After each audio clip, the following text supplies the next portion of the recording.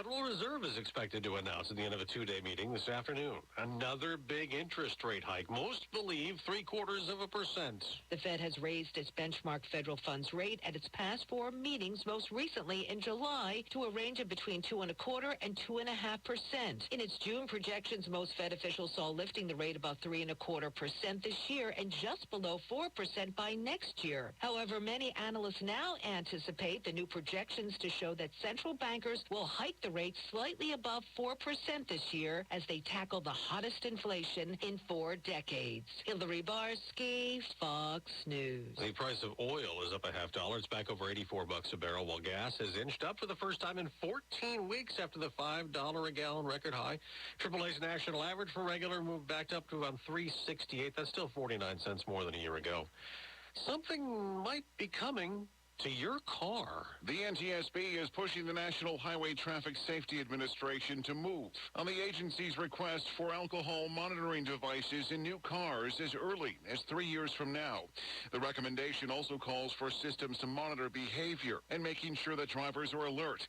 Under last year's infrastructure bill, Congress required the NHTSA to make automakers install technology in vehicles that passively monitors drivers. In 2020, the most recent figures available, 11,654 people died in alcohol-related crashes, about 30% of all U.S. traffic deaths, and a 14% increase over 2019 figures.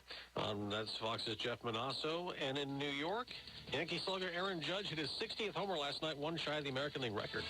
I'm Dave Anthony. This is Fox News. In 1 minute. WPTV's First Alert Weather on WSTU is brought to you by Sailfish Roofing, offering excellence, honesty, and integrity in everything they do. Sailfish Roofing, 772-263-ROOF. Community roofing company you can trust. Sailfish Roofing. Now here's WPTV's First Alert meteorologist. Your WPTV First Alert forecast. Tonight, temperatures in the mid to upper 70s under partly cloudy skies. Tomorrow and Wednesday, highs in the upper 80s to low 90s with scattered showers and storms increasing by late afternoon. Thursday and Friday, drier air moves in. Our rain chances go down. We'll see more sunshine with only a few isolated showers and storms. For the weekend, scattered showers and storms make a comeback. Highs in the low 90s. I'm WPTV First Alert meteorologist Katya Hall for WSTU 1450, Martin County's Heritage Station. You are listening to WSTU, Stewart, Jensen Beach, Hope Sound, Martin County's Heritage Station. It's time now for the Casey Ingram Show on WSTU. The opinions expressed are those of the program host and guest and not necessarily those of WSTU. WSTU does not endorse products that may be mentioned. Any reproduction or retransmission of this broadcast is strictly prohibited without written consent of WSTU. It's time to call in with your questions and comments at 220-9788, 220-WSTU. And now, here's Casey Ingram. Happy Hump Day. We are back on the air, and we're coming to you again from our wonderful station here in Stewart, right off the St. Lucie River. And today we have a doubleheader. The first half of the show, we're going to be talking about elections. I have our illustrious supervisor of elections here in the studio. She's a repeat guest. Always love having her, Vicki Davis.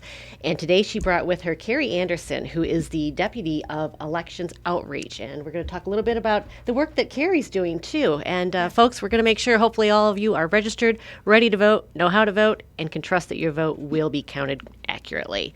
Before we get into the show, I have to thank my sponsors. First of all, Fish House Art Center. It really is the best kept secret in Martin County. It's down in the pocket in Port Salerno. You can come by boat, by car, or just stroll the boardwalk. It has local artist, an Airbnb, art gallery, boat charters, marina, and a craft and creamery. Literally something for the entire family. The craft beers, wine, and 24 flavors of ice cream. And while you're there, you can rent a paddleboard, bikes. It just really is something for everybody. Again, that's the Fish House Art Center. It's down in the pocket in Port Salerno, and you can look them up online ahead of time, thefishhouseartcenter.com. Also, we are in the midst of hurricane season, and there's one out there. I think it's called Fiona right now, spinning around. And folks, I can't stress enough, Reserve your hurricane harborage for your boat today. Once the hurricane's named and headed our way, it's pretty much impossible to find a safe place to store your boat. One of the best places to do that is Indiantown Marina. It's South Florida's best boat storage facility located inland on the Okeechobee Waterway. Super, super well-protected hurricane hull. And it's also a do-it-yourself or full-service boatyard, so if you need any work done, that's the time to do it. And give the good folks at Indiantown Marina a call at 772-631-3272. Again, that's 772-631-3272.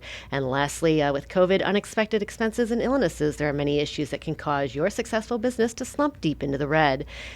Commercial Mortgage is there to help, and they only get paid if they provide you a workout. Debt restructuring is complicated, and they are the negotiator between you and your creditors. They never charge a front fee or deposit. They're only paid if they can successfully provide you a debt workout, and they also do financing for a lot of different projects. Their areas of expertise include hotels, marinas, office buildings, restaurants, apartment, multifamily, condos, golf courses, home builders, land development, including new and repurposed. And you can call Commercial Mortgage, LLC at 772-872-6099 or visit them online, commercialmortgagellc.com. So now let's talk about elections. Oh my goodness, we just had the primary, and I was talking about turnout with you, Vicki, a little bit ahead of the show, and just over 33%. Yeah. In Martin County, we did have a 33.4% turnout. But as I was sharing with you earlier, and thank you for the opportunity to be here. My pleasure, as always. Yes. It was higher than the state overall average. State was either 26 or 28%. Jeez. So you can see Martin County is always well above the state average. I love that we were above the average, but I sure wish we were up much higher. You and me too, because our the races. amount of work we have to do is basically the same. Right. As for If any, one person a shows up or general everybody. election. Yeah. So. And truly, folks, all of our offices locally in Martin County have been decided on that race for the primary. The primary. I have a question for you, Vicki, and that was there was less early voting locations this time around. Like usually I could go in Palm City and there wasn't one. Well, actually, for a primary, we had more early voting locations. We had 3, whereas in the past we've only had 1, which is our office. Okay. For general elections, we have 6. So we'll have Palm City open. That's, okay. All of the libraries, with the exception of the Blake, and then our office. Okay, so that actually wasn't changed. I'm just so used, I guess, to the general, and I do vote in the primaries. I haven't missed a one, so but I was hoping I could go to my library, and I thought it changed, and here it hadn't. So I just waited to the day of anyway. Which, by the way, you walk in, you walk out. I've never ever had to wait in line to vote here, so it's incredible. If you want voting information, go to martinvotes.gov. Martinvotes.gov. Literally, there is something there for everybody. And just a little bit, Vicki Davis was elected in November 2004. And she served as supervisor elections for Martin County in 2005 and has been serving ever since. A very abridged list of her accomplishments. She's State of Florida Certified Supervisor of Elections 2007 to present. President, Florida State Association of Supervisor Elections 2012 and 13. Before that, she was the president-elect 2011 to 2012. Vice President, Florida State Association of Supervisor of Elections 2010 to 2011. And National Certified Election Registration Administrator 2007 to present. So, Vicki, you are well qualified, and I can assure you, I really have not found anybody that complains about you can't satisfy everybody, not saying there isn't anybody out there, but I haven't heard anybody personally. They're always impressed with how well our elections are ran here in Martin County, and it's with the help of your staff and yourself, such as Carrie here, that really make this run smoothly. And I was looking this morning online, and it looks like 117,976 registered voters. So, Carrie, you are the Deputy of Elections Outreach. Tell us what's that mean, and who are you reaching out to? Well, great. Thank you for having us, Casey. Being Deputy of Elections Outreach, our goal is to be in the community. Wherever our voters are, we want to make the process convenient and easy. We always say, ask yourself these 4 questions. Has your name changed? Has your address changed? Would you like to change your party? Or do you need to update your signature? Check your voter status. That's very important prior to any election cycle. And we are reminding voters now, the last day to register to vote for the upcoming election is October 11th. So who are we reaching out to to right now, you Yes. ask? I'll be happy to share with you. We love being in our community, and right now we're targeting our nursing homes and assisted livings. The reason is those residents love to vote. They are eligible to vote, but they cannot leave those facilities. So by going out to those facilities, we're updating their information and also their signatures, which is very important because a lot of them now it's a squiggly line or an X because their signatures have changed drastically. And we're also doing supervised voting, where we come out there, we take their requests to vote by mail, then we come back with a team of election staff members where we're there so they can do their voting in privacy, and then we bring those ballots back to the office so that they can be counted for those individuals, so that they too have had their right to cast a vote in the upcoming elections. Carrie, that's amazing work and a huge segment of the population that, Yes. honestly, when they talk about election integrity, it's something that has been questioned. And here in Martin County, you're going out there personally, your staff, making Correct. sure these voices are heard and counted, and it's accurate. Yeah. And I think that's wonderful. So, Carrie, super sharp. Love just listening to you talking about the work that you're doing out there. So Thank you. I can tell your enthusiasm really flows over with the work that you're doing. So, wonderful addition, Miss Vicki. Yeah, Carrie does a great job, and she's been with the office. It will be 17 years on Halloween. Yes. So A long time addition, she's a let's say. seasoned election worker. And I did the math not too long ago. I have a staff of 10 now, which includes myself. And between the 10 of us, we have 148 years of election experience. So I have a very seasoned team of incredible. of election staff. No wonder that you roll out the votes so quickly and it's always smooth and there's never problems with getting the results out to the public. Although this year I was counting on it at 7:30 because it's like always so quick and it was just a few minutes beyond that. So People were still bringing their ballots in up Yes. to 7 p.m. Okay. So we have to tabulate You did. those, get them. you're into still the very system. quick. I'm Yeah. giving you a little bit of a hard Yeah. time here. 7:30 is amazing. So it's a lot to ask for. Let's talk a little bit about again, election integrity is a really big issue. And folks, if you have a question for Vicki or Carrie, you can call into the station 220-9788. That's 220-WSTU. And I'm also watching for comments here on my Facebook Live feed. How are you making sure that the votes are counted, they're accurate, there aren't any, extra votes slipped in through the postal system, that type of thing? Yeah.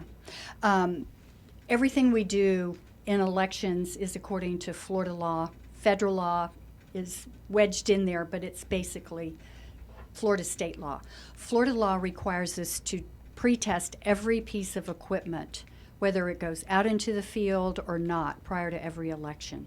So that's our next step. Right now, we've been getting vote-by-mail ballots ready to go out.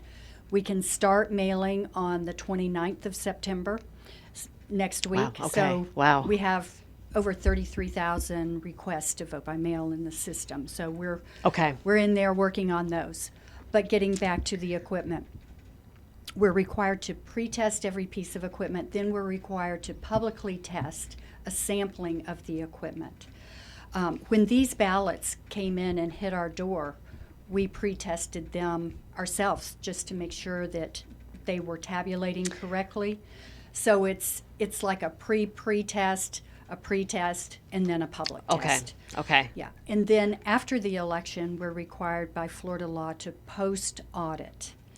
So we're required to hand count one precinct to make sure that everything tabulated properly. Okay. That the numbers matched up for early votes, vote by mails, and election day ballots.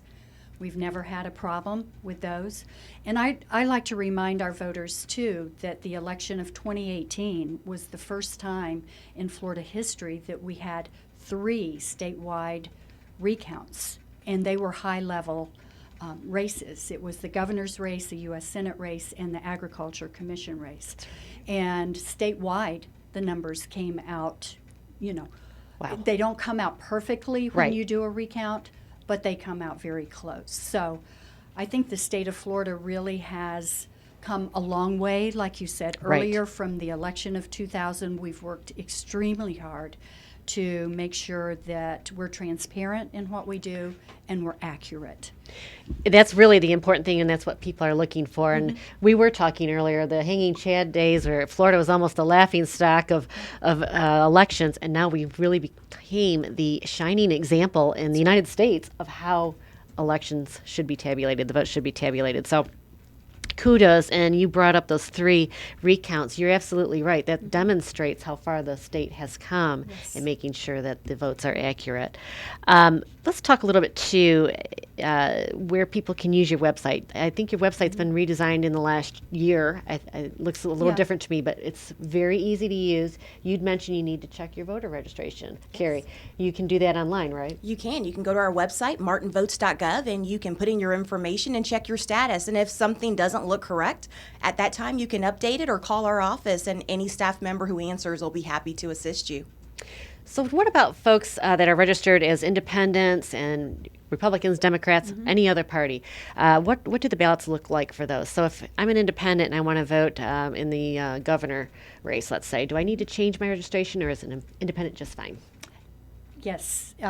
Any registered voter is going to receive the same ballot style for a general election.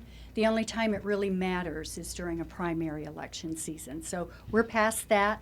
So registered voters, you're going to receive the same ballot style. We do have some splits within the county, and that's due to redistricting and they were split before, but now it's a little bit different.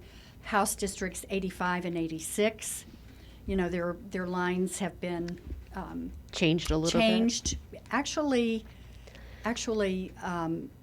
the seat that Representative Snyder holds has covered almost all of the county now with redistricting. So there's been a shift to the north, and for Palm Beach County, there's been a shift for them to the north.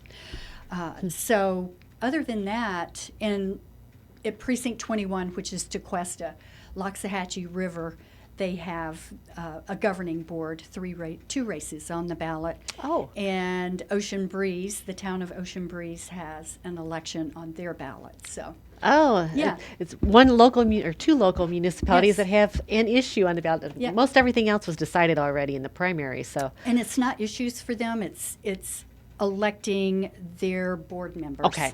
Yes. So very good. Again, folks, really the important thing here then is to make sure you are registered by October 11. And then you can vote. And a lot of folks don't realize that. Where they can register online, how else can they get registered? Yeah, the most convenient way to register to vote is by going online. As Kiri said earlier, you can go to martinvotes.gov, and we have a tab on our homepage on the right, which is registertovoteflorida.gov. Click on that. You can register to vote as a new voter or update your information. And folks, that's the website I go to on election night. You will get the results there first. And you have a rolling result page that goes through the races. And one thing I do want to bring up too, Casey, is a lot of our voters think that because they need to make an address change, they have to have that done by October the 11th. It's good to have it done by then, but we can make address changes on election day. So it's and if a voter moves from one county to another county, it's just an address change because of the statewide voter database. What do you need to bring with you identification-wise on voting day or whenever you vote? Yeah, and I'm glad you brought that up too, because I know that's a big question with election integrity. The state of Florida has actually required identification since 1977. In the 90s, with the motor voter bill, it then required a photograph to accompany that identification. So signed photo ID, such as a driver's license, a passport. You can do a combination of 2 different types of identification as well. Okay. Our poll workers have a list. Okay, they do. I'm always on there when I go to vote. What about the mail-in ballots? Let's talk about that then, because obviously there's no voter ID to look at. So how are you guys ensuring that ballot truly is a vote from that person? It's a big job. I bet it is. We're mailing out 33,000 ballots next week. We will have mailed over 36,000 by election day. So as those ballots come in, we're required by Florida statute to make sure that the signature on that ballot envelope, the certificate, matches the signature that's in our database for that individual voter. So it's a one-on-one. We are actually taking that ballot in hand, pulling up that voter's registration information, and comparing. Carrie brought up a really good point about that. As people age, you get arthritis, whatever, and your signature literally can change. So if you have a ballot that comes in and it doesn't match, what happens to that ballot and that vote? It goes to the canvassing board. Okay. So all ballot, and let me back up too, because all voted ballots, once we receive them, if we're not working on them, verifying their signature, they're in a vault. So they're in a safe place until we start the canvassing process. Canvassing board is made up of 3 individuals statutorily, a county judge, our judge is Kathleen Roberts, a county commissioner, our commissioner for this election cycle is Harold Jenkins, and then myself as supervisor of elections. So those signatures that are mismatched come before that board to make a determination if they see that it matches in any way. And and what we also are required to do is reach out to the voter before it goes to the canvassing board for them to sign off on an affidavit, provide signed photo ID, such as their driver's license, to verify that they are, in fact, the voter that signed that certificate. You just answered what I was going to ask, is if that voter is notified that their ballot is in question. So yes, folks can follow that. So do you guys get a sneak peek at what the election, how the election's turning out? Because you get all the early votes and the mail-in ballots. So No, we don't know until 7 p.m. on election So night. folks, you're not putting any 7:01. information out soon. And No. I bring that up because so often you'll see it's kind of the dirty part of campaigns and politics that all of a sudden, election results are being released before the polls close, and it doesn't happen from the supervisor of election office. No. That's There has been, and it happened in the primary, where it looks like election results are being released from one of the TV stations. Yes. It's a test run that they Yes. conduct, and it really confuses voters and especially the candidates. I start getting calls. right. Yeah, you're releasing results, and they're not even. Yeah, And it's not time. nobody's released. Yeah, and it's days You don't before even know election yet. day. No, I can't know. Brent Wallenberg, Bush Jr. went to the Melbourne airport on his election campaign, and there was around 2,000 people. He won the presidential election. Trump went to the Melbourne airport, and there was 10,000 people in the hangar, over 50,000 outside, and they say he lost the election. When he claimed there was voter fraud, he was immediately cut off Twitter, Facebook, and all other media. He says, will this happen again? Tough for you to answer, Yeah, but, Yeah, I have no idea how to respond to that. My focus is on Martin County, making sure everything is correct. As I said earlier, transparent, accurate, fair elections across the board. Everything that we do in our office is nonpartisan, Yes. and so I have to remain that way. That's right. And Brent, again, she's no control over the social media aspect of the No. elections. But frankly, we're on social media right now. But there's days I wish we didn't have social media. So there's a lot of good things about it, but there's a lot of bad things. Vicki, I was unable to get you into the studio ahead of the primary and after this last legislative session. What changes were made this year during session? During session, Senate Bill 524, I have to think back. Drop boxes were renamed. We no longer have drop boxes throughout the state of Florida. They're called secure ballot intake stations because we're required to have a member of staff there at an intake station. Okay. And it's been helpful because that individual that's stationed there is able to make sure that envelope is signed. Okay. So we're not missing a signature because we have to reach out to those individuals as well if a signature is missing. Okay. That's really a tough job. So. Yes. And in elections, we conduct 3 elections in one. We start out with vote by mail. Last week, we mailed and emailed ballots to our military and overseas voters. The 29th, we'll mail our mass mail and continue daily until 10 days before Election Day.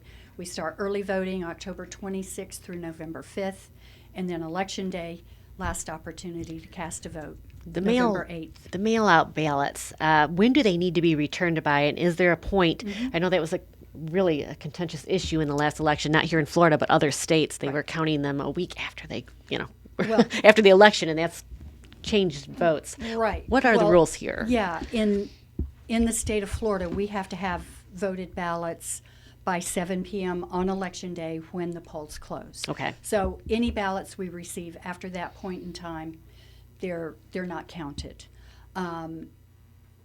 Other than for general elections, the 10-day federal rule, military and overseas, as long as their envelope is postmarked on or before Election Day, we can count those ballots. Okay. Which, if it's a close race, it would matter. If it's not. Correct. But we don't have that many military and overseas that come in during that 10-day window. In Martin County, it's more like Okaloosa County, Hillsborough, where they have where there's bases. space, right? But your question, bring me back full circle, Casey. I don't even remember what my question was now, but we'll move on. So I have another question about the mail-in ballot. So once it arrives to you, is there any way for a person to know their ballot made it in on time? Yeah, they can go out to our website and track their ballot. Perfect. So, folks, you're able to track, no matter what, you're able to track if your vote counts. And they can sign up for ballot tracks, which is also on our homepage. They can go out, sign up for ballot tracks. It tells them when it will send them a text or an email as to when we receive the ballot. Vicki Davis, Carrie Anderson, it's always a pleasure to have you here in the studio. I love talking about the elections, and I really specifically love talking with our supervisor of elections here in Martin County, because you really are a shining example in the state of how elections should be ran. And martinvotes.gov, that's the website you want to go to. All the information's on there that you possibly could need. Next in the studio, we're going to have the owners of the Noble Paul in. They're going to be talking about the pet ban that the county commission voted back in June. They're owners of the store. How this has drastically impacted them, and as you can imagine, they're very upset and stressed over this. So that is next. Vicki Davis, Carrie Anderson, thank you so much. Thank you, Casey. It's always a pleasure.